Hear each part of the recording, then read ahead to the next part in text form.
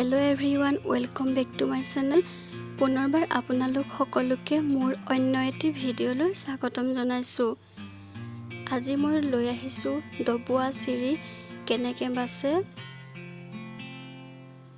দবুৱা চিৰিপাত বাছি ললে ফুলটো ডাঙৰ কৰিব পাৰি।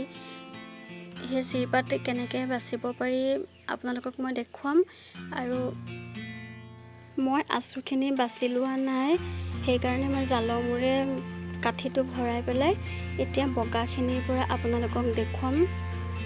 মই কেনেদৰে বাছি গৈছো দেখিছে।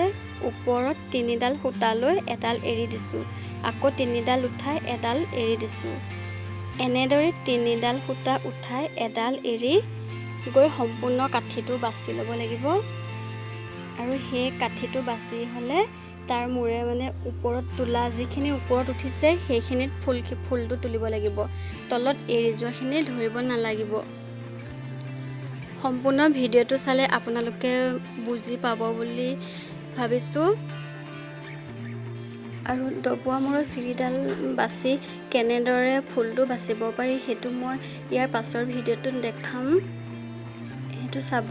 আৰু এতিয়া আপোনালোকে যদি মোৰ ভিডিঅ'বিলাক প্ৰথমবাৰলৈ চাইছে তেন্তে মোৰ চেনেলটো সাবস্ক্ৰাইব কৰি দিব, লাইক কৰিব আৰু কমেন্ট কৰিবলৈ নাপাহৰিব। এতিয়া ভিডিঅ'টো অকণো স্কিপ নকৰাকৈ শেষলৈকে চাই যাব মই কেনেদৰে দবুৱা চিৰিপাত বাছি লৈছো।